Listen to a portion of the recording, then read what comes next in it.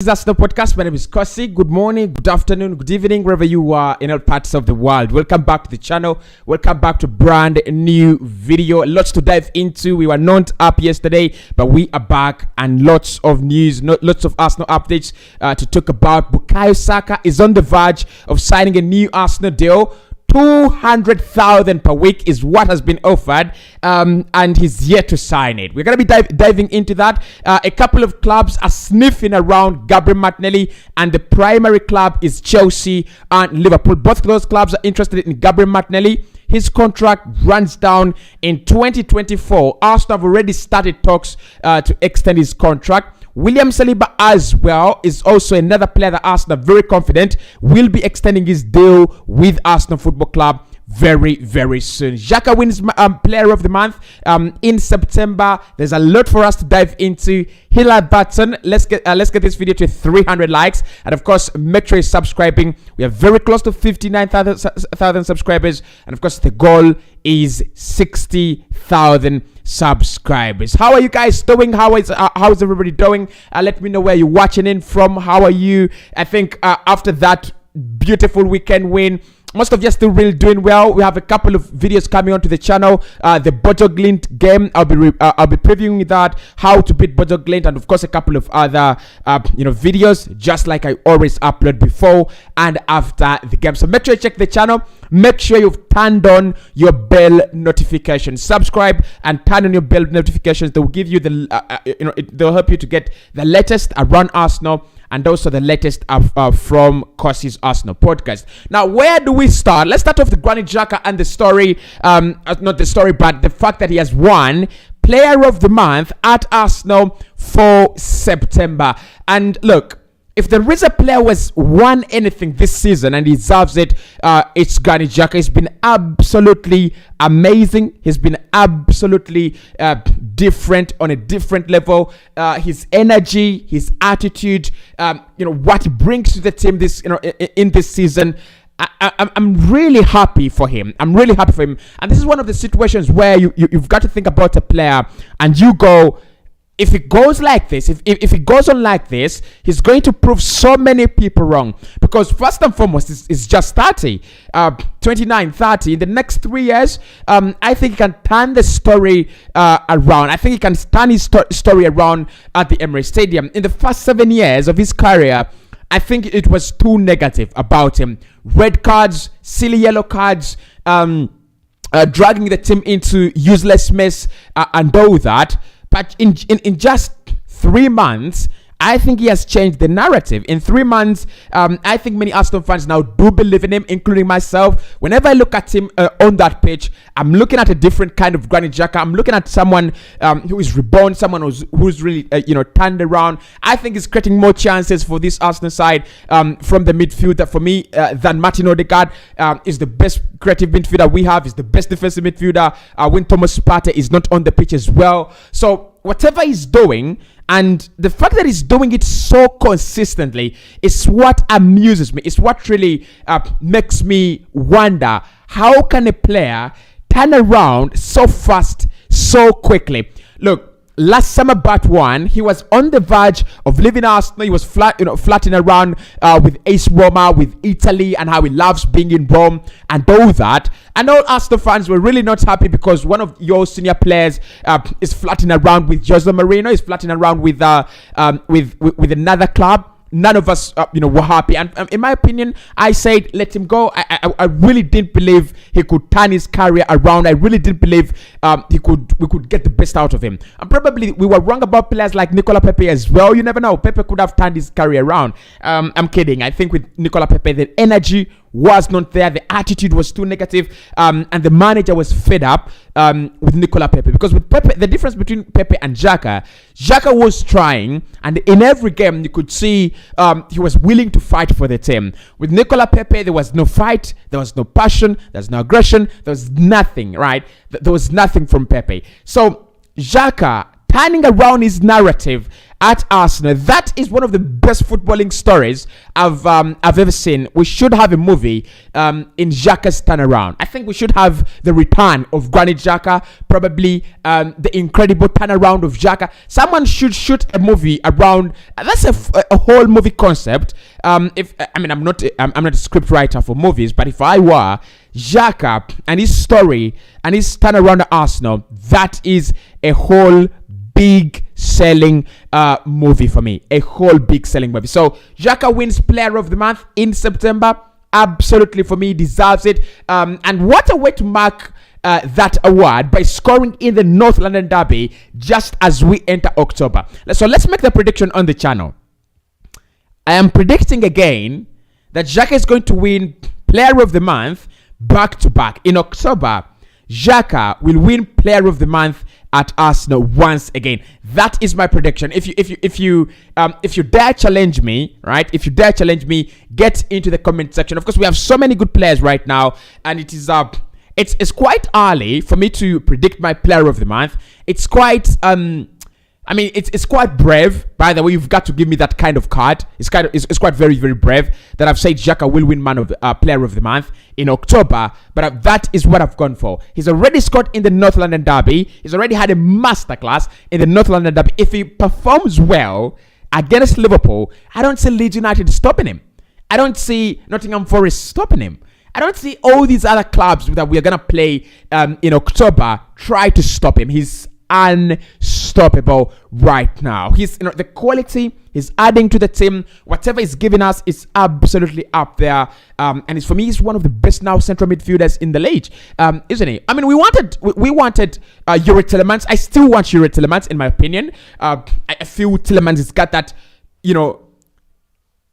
natural ease with the ball.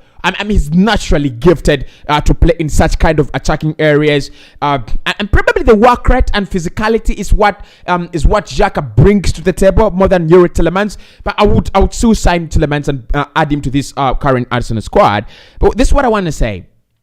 Apart from Xhaka, I can mention Gundogan, Bernardo Silva.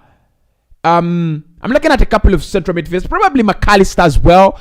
If you consider him as a central midfielder, McAllister at Brighton has had a very, very good start. Bruno Guimaraes as well had a very, very good start. But there are not so many number 8s. There are not so many central midfielders that are actually blowing it at the toppest of levels as Granit Xhaka right now. So for me, it's a well-deserved award.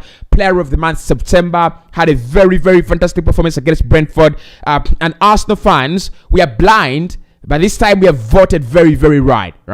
I mean, we tend to be, it's not Arsenal fans, but all the footballing fans, we tend to be, blinded by new signings that are doing well. So you could find Gabriel Jesus winning Player of the Month every month. You could find Saliba or Zinchenko dominating those awards. But the fact that we've looked into it and gone, Xhaka is the guy that deserves it. It shows that we guys understand football really, really well. So Xhaka, for me, no more words, well-deserved award. If there is anyone who has a problem with that, come to me in my inbox and I'm gonna humiliate you from there. Because don't just embarrass yourself live. Don't embarrass yourself in the comment section. Xhaka, best player at Arsenal in September by a mile.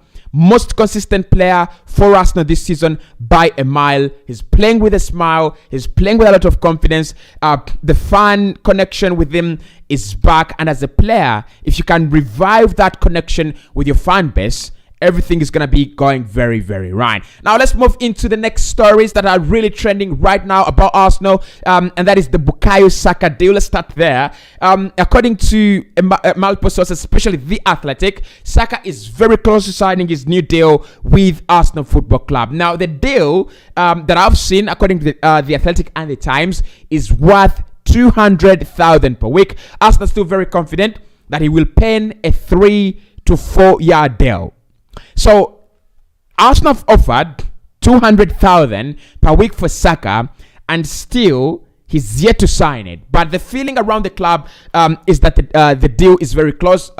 Both parties do share a similar goal. Both parties do share a similar, understanding of the situation. And Bukayo Saka's camp is not trying to ask for more money than 200,000. I think I don't know why they have taken so long to sign a new deal. And this is something that has really, really worried Arsenal fans.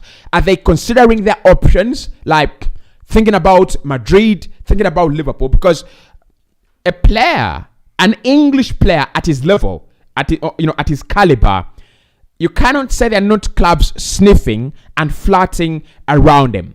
Manchester City last summer were flirting around him. Of course, personally, I understood the arrival of Julian Alvarez and Erling Haaland, and also the desire to give Jack Grealish more time is why the likes of Raheem Sterling and Gabriel Jesus left. But it's also another explanation that a player like Bukayo Saka is open to joining Manchester City. They could be open to signing Saka. We've seen they have the money. They do splash the money. And Saka is a real talent. I think I was one of the people who doubted Saka right from the start. First and foremost, because he was English and have that kind of confirmation bias around English players. They don't come around easily, and when they come around, their gestation period, is it a gestation period? Their lifespan, that is the better way to put it, is quite short. But Saka has been mesmerizing, player of the year for Arsenal for 2 consecutive years. I'm sorry, I cannot find a better player. I cannot find a better left winger for England in the whole of the Premier League. I cannot find a better English left winger. So should we be scared? That is the first question. Look in the comment section, there is a poll going on right about now. Does Saka deserve 200K per week? Does he deserve it? Should we give it to him, or should we actually allow him go and bring in a guy that is going to give us almost the same quality at 100K per week? I'm gonna tell you why my answer is no. Keep Saka and give him 200K per week. So the question is, should Arsenal be scared that Saka has taken all this time without signing a new deal and it's becoming, scary, boring, creepy, and all that? In my opinion, yes. Be scared. I've looked at all these pundits.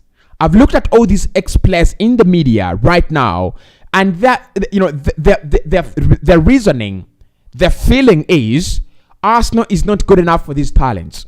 Arsenal is not the place for Martinelli to be. Arsenal is not the place for Odegaard to be. Arsenal is not the place for Ben White to be. Arsenal is not the place for Saliba to be. Arsenal is not the place for Bukayo Saka to be. And I'm still asking myself, where were these stupid pundits when we were signing these players? Where were these narratives when we were bringing these players right from the grassroots, right from down? Where were they? Why is it now that the players are too good for Arsenal? The players are too good for the project. The players are too big for Arsenal and the manager, and whatever's going on, the players are too good for us, so they should go to Manchester City, Liverpool. For Christ's sake, I don't think Saka going to Liverpool makes Liverpool a much better side, and I don't think Saka leaving Arsenal makes us a far worse side. I just don't understand the narrative. But I think Arsenal should be scared, because when you have such narratives, in the media, it attracts a lot of these young men's emotions and young men's, emotional part of the game. And you'll find them, thinking, they've said, I'm bigger than Arsenal.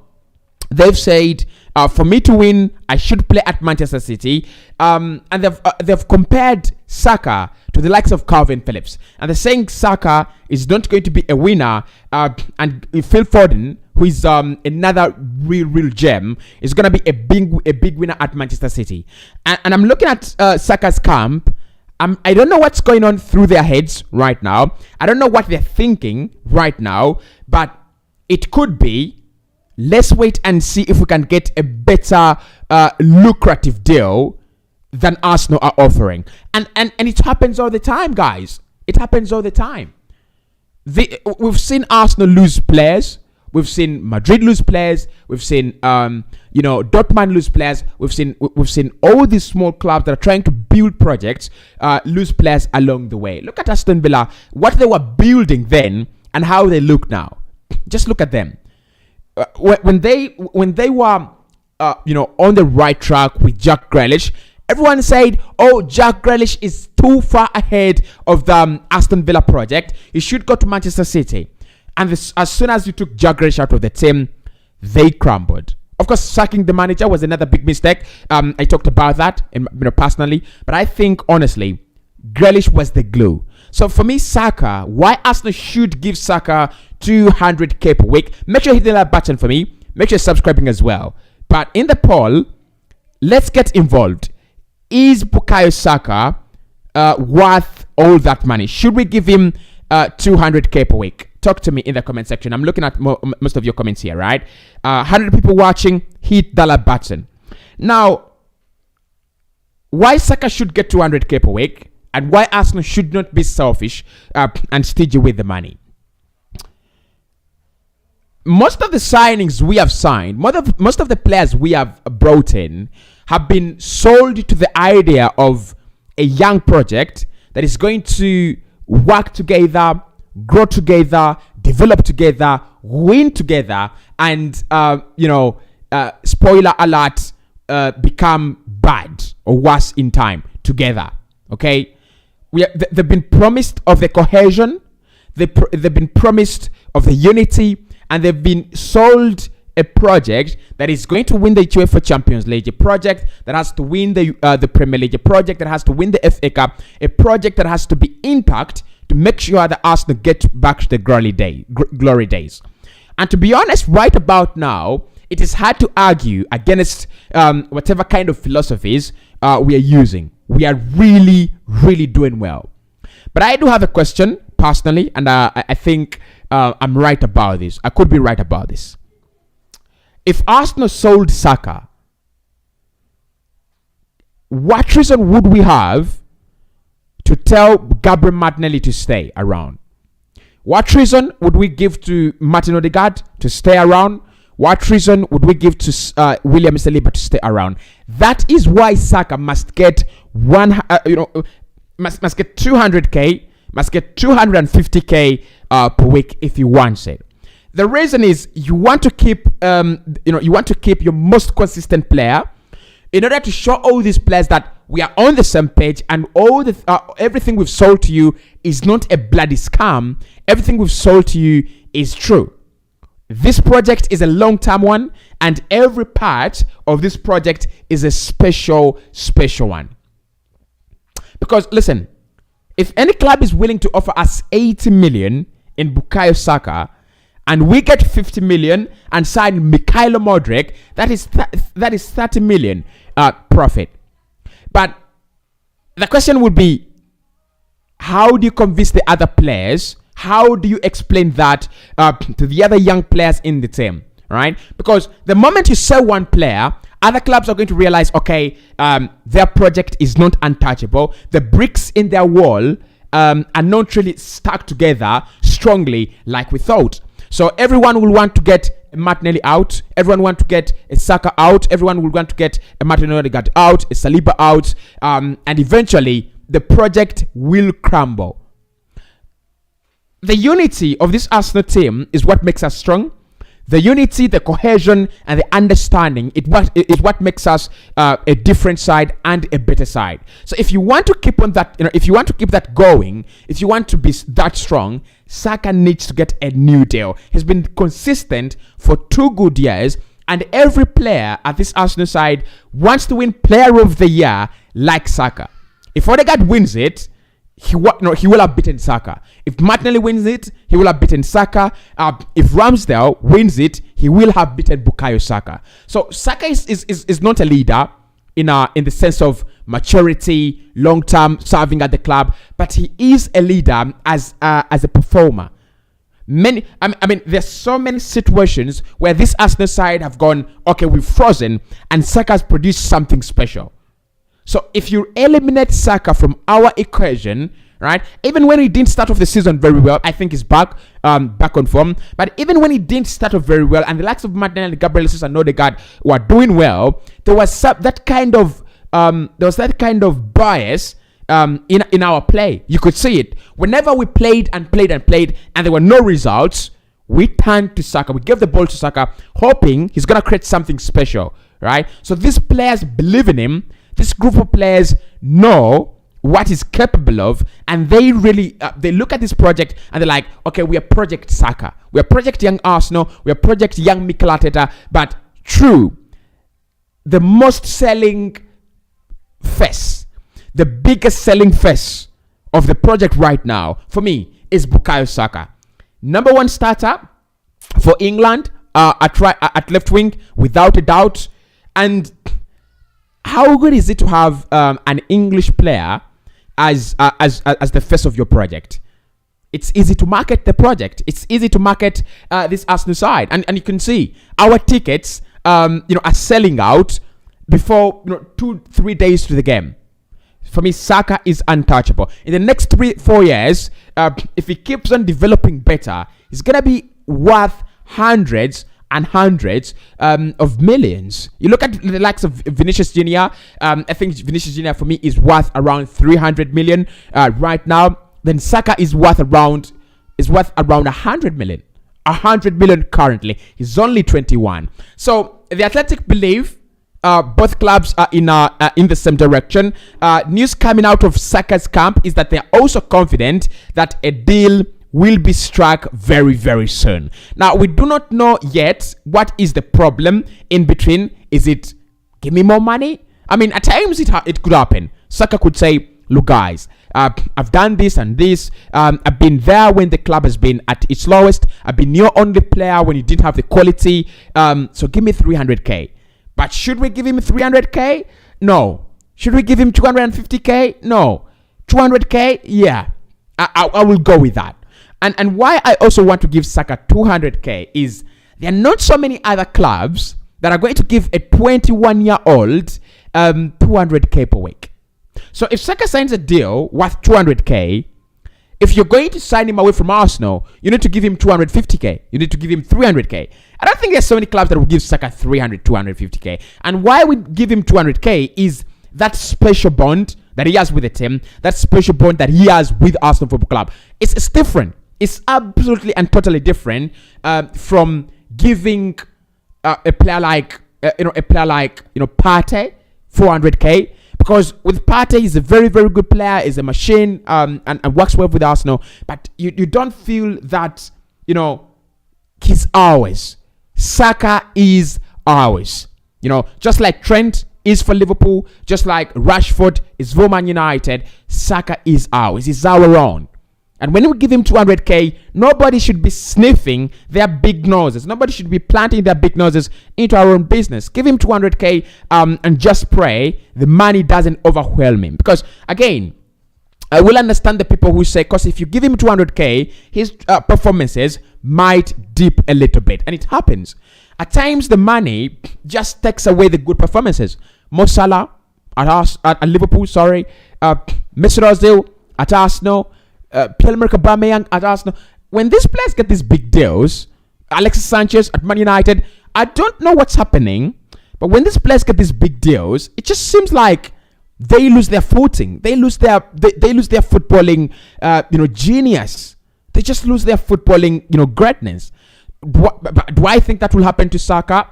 Probably not. Yeah, probably not. I think Saka is strong mentally. We've seen it with what happened during the Euros, and then he came and had a fantastic season, named Arsenal Player of the Year. And for me, ever since the Euros, he has nailed it. He's become a very, very important player for England. And ever since the penalty miss in the Euro finals, he has taken more penalties at Arsenal than any other player. Am I right? I think after Alexander Lacazette, is there another player that has taken Arsenal penalties apart from Bukayo Saka? No, it's been Saka. So it shows you the mental strength. it shows you the mental resilience of this guy. In the comment section, hit the like button for me, people. Thank you so much for watching. Love you all. Hope you're doing well. Hassan says he's our best. Look, for me, a player who is that resilient, a player who is that strong, a player who is willing to put their body on the line for the club, definitely our best. Definitely by far, best by a mile. Ucheko says my take is that if there is no policy in our club as regards young players as allowances and salaries, then he is actually worth it. Yeah, for me, he's worth it. Yeah, it's very good to talk about the policy, though. Yeah, it's very good to talk about the policy because there must be a policy as well. Otherwise, if you don't have a policy, you might have everyone asking for 200K because Saliba can ask for 200K per week. If Saliba doesn't get 200K per week, then Odegaard will ask for it. Martinelli will ask for it as well, and then so many players will ask for 200K. So there must be a policy. True that. Okay. Max says as important as Saka's new deal is or can be, Saliba's is more important. The contract is so essential to our current and future success. Not to diminish Xhaka, but there are many good wingers. Talk to me about this, guys, in the comment section. Thank you so much for bringing about the debate. I wanted us to talk about this as well as we dive into the William Saliba and Saka contracts. Which contract is more urgent? Which contract is more important? Okay, important is kind of demeaning on one side. So which one should we consider a priority? Is it Saliba's contract, whose contract runs down in 2024, or Saka's contract, whose contract runs down in 2024 as well? Who is more irreplaceable? Is it Saka? Because he's like an academy guy. He has risen through the ranks. He's done well. There are so many young players looking at him from these Arsenal academies, and they're saying, "I want to be like Saka." And the fact that he's been around Arsenal, has understood the education for the club.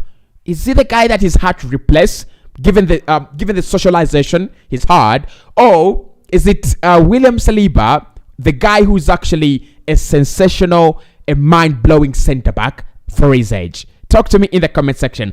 I want to know. But don't be afraid, because according to Gary Jacobs, Arsenal have stepped up their but their efforts to sign William Saliba on a new deal from 40K. That is 40,000 from a 40,000 deal to more than double until 2027. William Saliba asked about his new deal. He said, "My agent has talked to Arsenal. They've had a talk around this. There is no need to rush." According to the Athletic, David Ornstein, he says William Saliba is happy at Arsenal right now.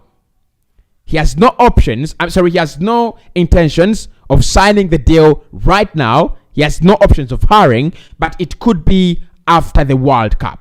So the William Saliba deal, signing not close. Actually, I've seen the likes of Rudy Galetti, Ekrem Kona, and Fabrizio Romano all saying there is huge interest in William Saliba, and he will take some time. He will assess his options before signing a new deal. With William Saliba, this is what I'm going to say. Arsenal have done everything they have to do with William Saliba. So it's now into the hands of the player to either sign a new deal or walk away. So make sure you're giving me your results in the poll, right? Make sure you're giving me your results in the poll, because I want to know. Does Saka deserve 200K per week? The next question is Saliba's contract a priority more than that of Saka's? And then third, how much should we give William Saliba? In the comment section, let's have answers around all these conversations, because I want us to be a little bit conversational right here. Because for me, look, William Saliba, best centre back in the Premier League. Don't talk to me about Virgil van Dijk right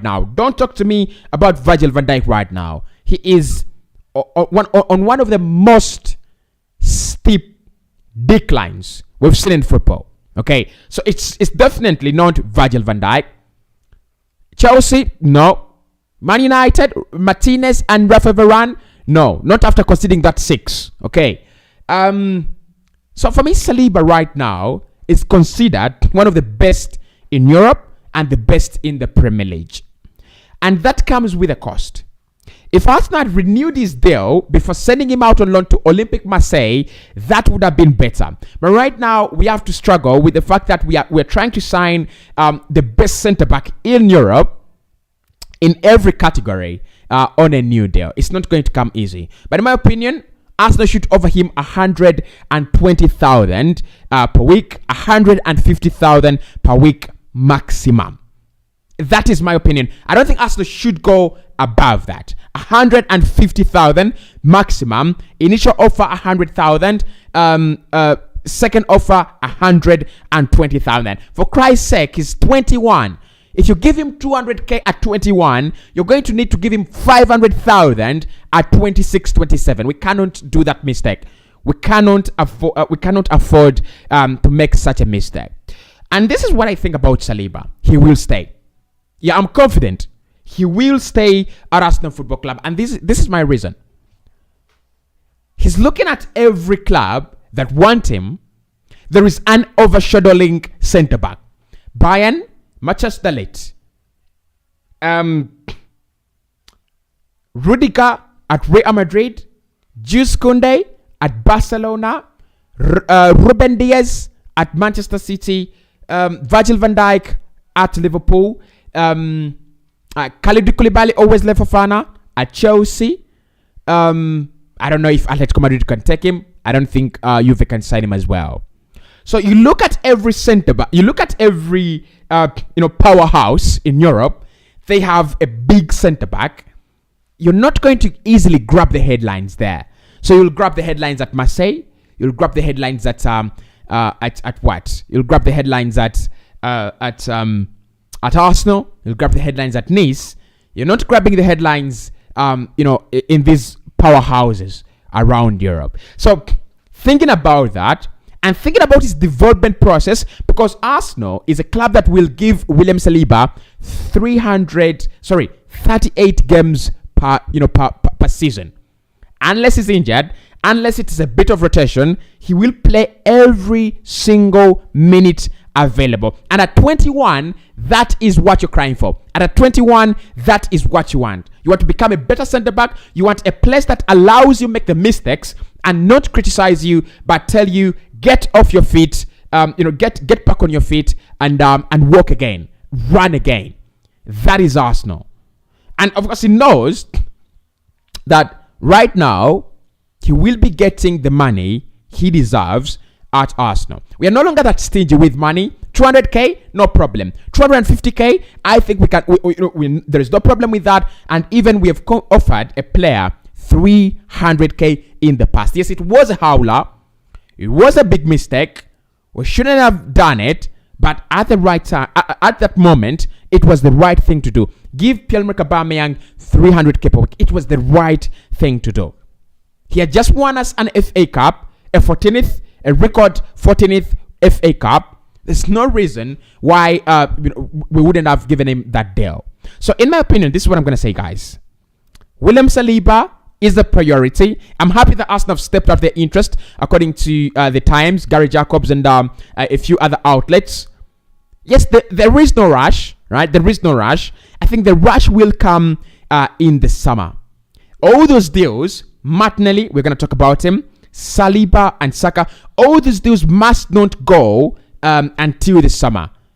Get them done right now. Sign these players, renew their contracts before January. If we can do that, it will be the best piece of work done. Because letting these players go, Martinelli, Saliba, and Saka, it is kind of undoing all what we've done. If Saliba leaves, you have to go back to the market. If Saka leaves, you have to go to the market. And if Martinelli leaves, you have to go to the market as well. So Saka's deal around the corner. William Saliba's deal. Arsenal have stepped up their efforts to sign him on a new deal. They want to almost double his wages, up to 8K, up to 100K. And the deal is going to be around until 2027. Saka as well, the deal could stretch up to 2027. Now, let's dive into these two players. Gabriel Martinelli and Martin Odegaard are both players who are being admired by clubs in the Premier League and also around Europe. You know, this is where I want to say, just fuck off, guys. Just give us a break. Just piss off. Just piss off. So let's start off with Gabriel Martinelli. According to a couple of sources I've looked at, Chelsea are interested in Gabriel Martinelli alongside Liverpool. Arsenal do understand that his contract is running down in 2024. They have an option to extend with an extra year, so we could trigger that option so that his contract now runs down in 2025. But I'm not afraid of Gabriel Martinelli leaving. You know why? I think he's an Arsenal tribalist, and I think he's an Arsenal loyalist, and I think he's an Arsenal guy. He's Arsenal in and out. I still remember his words saying, Arsenal is a big club, and I would rather stay here if I can. I would rather stay here all my career if I can. Now, don't get me wrong.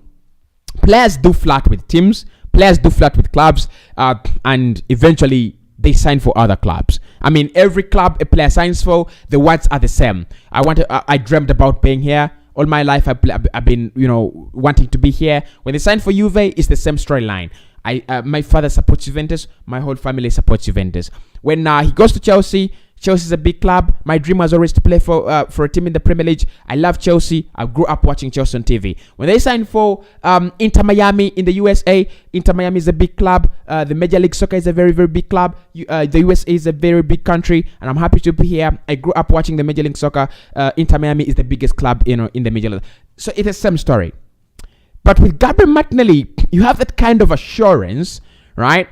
It's more like a Mark Noble for me, for West Ham. I mean, I could be exaggerating things, couldn't I?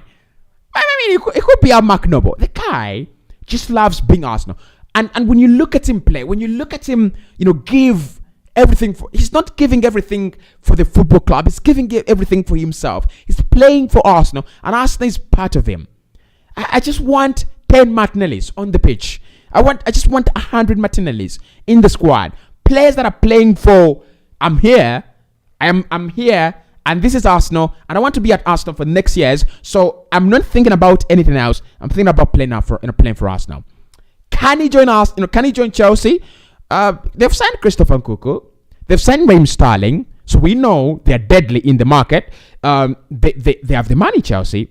And with Todd Bowley trying to prove everyone wrong about him, sacking Thomas Tuchel and bringing in Graham Potter, he's going to do everything there is under the sun to make sure that his new manager works out very well. Well done, Teddy Bowley. You a mag.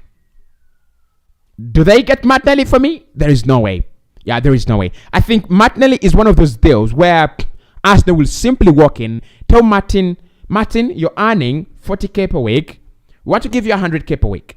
And then Martin says, okay, why not 110K, probably plus a few bonuses. And Arsenal will say, okay, that's a good deal. Deal agreed, guys. We've signed Martinelli on a long-term deal now. Okay?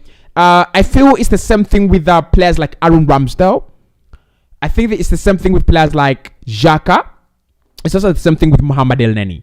There's some players that just love being at Arsenal. There's some players that just understand, the real emotion of playing for Arsenal Football Club. So for me, Klopp, we know he's always been talking about Martinelli sniffing around him. Martinelli is a good guy. He's always talked about it in the media. Remember Martinelli. Remember the name Martinelli. And I think Klopp is a genius, by the way, because during Martinelli's inconsistent days, that is when he gave him the most praise. And look at what Martinelli is doing this season. He's tearing it apart in one of the best leagues in the world. I'm happy for him. I'm really, really happy for him. And I just pray he doesn't pick up an injury. I just pray he can play 35 games this campaign. If he can do that. Look, if he plays 35 games in this campaign, he will get double figures in terms of scoring goals and assists. So he'll have around 11 goals and around 11 assists. I'm telling you that. It's a fact from Cossy. This is Cossy's fact as a prediction as well. I told you Xhaka will score more than 8. Many of you have challenged me in the comment section, and I said I will give away $100 to you people if he doesn't score more than 8. I'm gonna be like Carlo Ancelotti. Ancelotti said this campaign, if Fede Valverde does not score more than 10 goals in this campaign, he's hanging up his boots as a manager, right? So I'm giving away $100 if Saka doesn't score more than 8 this campaign, and I will be very, very surprised. Only in the Premier League, by the way, only in the Premier League, right? With this new position, 8 and above, only in the Premier League. Now the other one is Martin Odegaard. I've seen Liverpool interested in Martin Odegaard. They would love to sign him if they don't get Jude Bellingham. And Jurgen Klopp was speaking about him, and he said he can only say good things about him, only praise about Martinelli. He's a very, very top class player.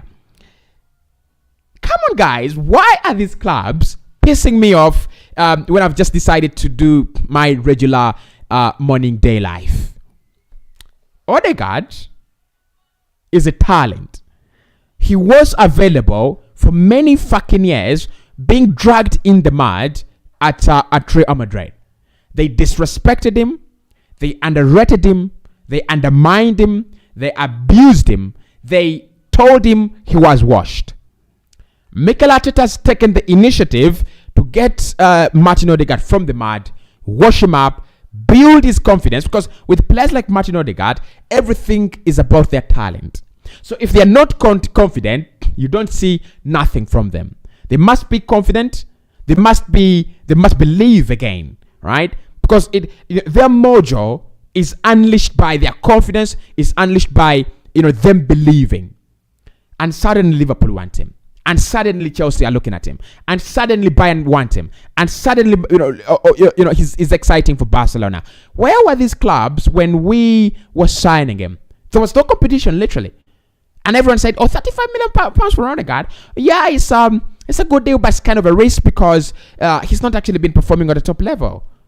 And how come now all these clubs are interested? How come they love him? How come he's become a top player for them? It's intriguing.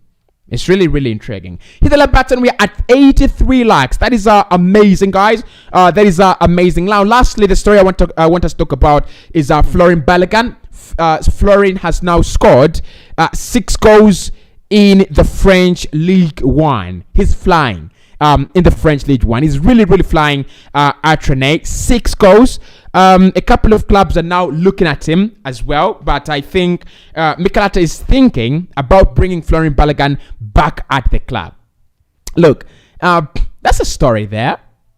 That's a story. Florin Balogun, 6 goals so far in less than I think it's less than 12 games in the French League. To be spot on, let me look at Balogun and the games he's played. 6 goals. He's literally scoring in every game, right? He's literally scoring in every game for Rennes. And what a player they're having. 9 games, 6 goals and 1 assist. Those are 7 goal involvements in 9 games. That means he's averaging a goal involvement every 0.5 games. He's good. He's really, really good. So, talk to me. Is Florin Balogun a guy you would love to see, come back at Arsenal and probably be given that kind of, opportunity? Talk to me in the comment section. I'd love to know that, because some people actually don't rate him. Some people don't rate him. Like, they just don't rate him, and it amuses me, really. Yeah, it really, really amuses me. Okay. Let's see some. Let's see. Let me take some of your comments in the comment section. Hit the like button, people. Thank you so much for watching. 144 votes. Okay. 86% of you have said Saka should get 200K per week. That is 100 and 45 votes in the comment section. You've said Saka should get 200K per week. Wow, interesting. 7 more likes to 100. Thank you so much, guys. Really appreciate that. Okay, let's see what you're saying. Kamara says, hi, Cossy. I think 180 to 190K is enough for now. And looking at his consistency for the coming years. Actually, I wanted to give Saka around 150K. Then in the next 5 years, when he's around 26, you take him to 200K. But, you know, the market has just become crazy now. Look at Mbappe. How much is Mbappe earning? Foden. How much is Foden earning?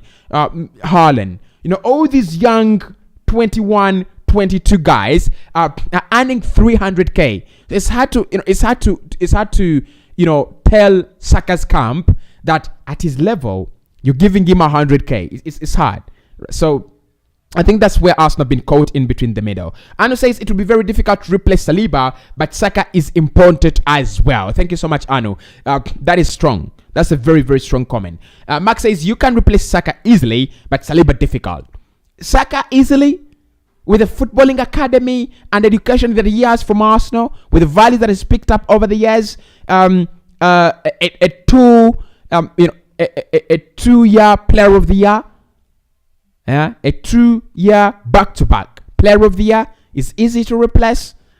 I think what Saka provides is not only on the pitch, but also that kind of, you know, chemistry, the bubble around this project. It's not that easy, guys. Issa says Martinelli there also. And then Anu says Cossy, all contract extension should be done before the summer. That would be perfect for me. It should be done before the summer. Even, I think the ideal situation is before January. Yeah, the ideal situation is before January, just to be on a safer side. Anna says, because both Saka and the Saliba contract is important. I don't even know which to choose first, but I would go for Saka first. I think Arsenal is giving Saliba clean slate and offer Saliba, an offer for Saliba should be 150K per week. Okay, Mohamed says they are all important as per now. They're supposed to sign 7-year deals, 1 billion release clause. I love Madrid. I love Madrid and Barcelona. That's what they did. Madrid and Barca have done. What Madrid have done is they've said we are giving these boys 100 probably 190K per week, and their release clauses are 1 billion. So if you don't have 1 billion, you can't sign them up. You can't.